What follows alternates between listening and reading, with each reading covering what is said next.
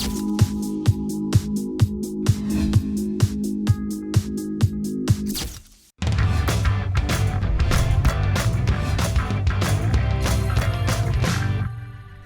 mes amours et bienvenue dans un nouvel épisode d'SOS Mila. Aujourd'hui, je suis en compagnie de Camilla. C'est moi. Comment ça va? Ça va bien et toi? Bah écoute, top. Hâte de répondre à toutes ces questions. Ouais, moi aussi, très hâte. Et regarde, tu as vu, aujourd'hui, SOS Mila nous est offert par... J'ai vu, c'est les shampoings Mélitif. T'as déjà testé?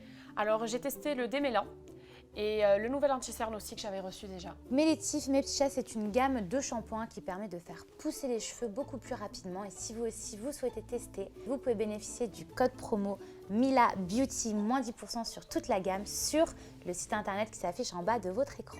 Adeline, 21 ans. Mon mec Snapchat toute la journée. On n'a plus de moments à nous deux. Tout est sur Snap. Je n'en peux plus. Comment faire pour qu'il arrête?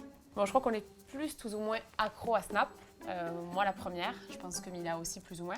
Il y a les réseaux sociaux, mais il y a avant tout la vie La à deux. vie, la vraie vie, Voilà, la vraie vie, réalité. puisque les réseaux sociaux, ça n'est que fictif, c'est virtuel. C'est ce qu'on a envie de montrer. Voilà, exactement. Et il faut privilégier à fond les moments à deux. Pour qu'il arrête, décharge son téléphone. Ouais, moi Te c'était prends aussi pas la facile que ça. tête, décharge le téléphone. Non, très sincèrement, je pense que, comme on vient de le dire, il y a la vraie vie. Tu passes à travers tous ces moments et je pense que lui, il s'en rend même pas compte parce que, en fait, c'est cette génération, c'est la nouvelle génération, c'est que Internet, qui a la plus belle photo. Ouais. Enfin, nous, les premières, comme on l'a dit, mais c'est vrai qu'au-delà de ça, moi, plein de fois, j'ai posé mon téléphone. Et même des fois, mon chéri me dit bah, tu prends pas ton téléphone. Je dis non, franchement, je profite. fait du bien. Tu lui dis chéri, viens d'abord, regarde, kiffe-toi. Et ensuite, après, for the fame, fais une petite photo. Mais d'abord, viens, on kiffe. Je suis d'accord.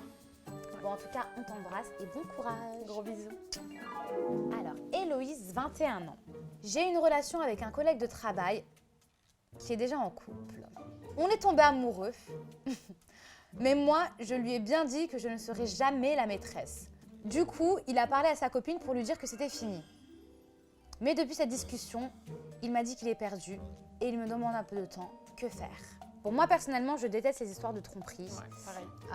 Après, quand tu dis, Héloïse, que tu ne veux pas être la maîtresse, je pense qu'il fallait réfléchir à deux fois à partir du moment où tu as accepté d'avoir une relation avec lui, sachant qu'il était en couple. Tu t'es déjà donné ce statut de maîtresse. Maintenant que lui ait quitté sa copine, ça prouve qu'il est vraiment sincère dans ses sentiments. Ça veut dire que c'est pas un homme qui est prêt à chaque fois à tromper, à être infidèle. Donc déjà, ça, je trouve que c'est rassurant. Maintenant, j'ose espérer que ça n'allait pas dans son couple déjà et que tu n'es pas la cause de cette rupture. Ouais. Maintenant qu'il soit perdu, c'est normal, c'est un sentiment humain. Mais ce qui est rassurant, c'est quand même qu'il l'ait quitté pour toi. Ça veut dire énormément de choses. Combien d'histoires j'ai vues ici où les filles justement étaient malheureuses parce que c'était les maîtresses et que l'homme en question ne quittait jamais sa femme et qu'elles avaient beau attendre, alors que là, lui, il l'a quitté pour toi. Ne le fais pas regretter d'avoir trompé sa copine, qu'il retourne avec elle, sachant que déjà, elle a le cœur brisé et que toi, ensuite, tu as toujours envie d'être avec lui. Enfin, stop, à un moment donné, il faut que tu saches te positionner. Lui, il a pris une décision, maintenant qu'il soit perdu, c'est normal, mais rassure-le dans sa décision. Et à l'avenir, Héloïse essaye de prendre quelqu'un qui n'est pas en couple. Ce sera mieux pour tous, je pense. Et pour toi, la première. Voilà, parce que le karma... Attention au karma, ma petite.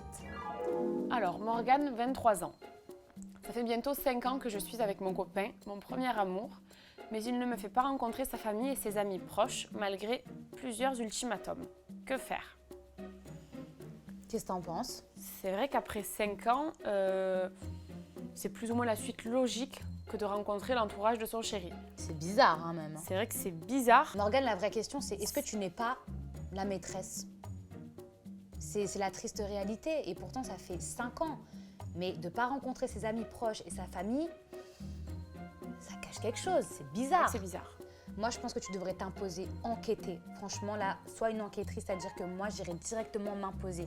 Je pense que tu connais forcément les noms de ses meilleurs amis. J'irai peut-être pas appeler sa mère tout de suite. Oui. Mais en tout cas...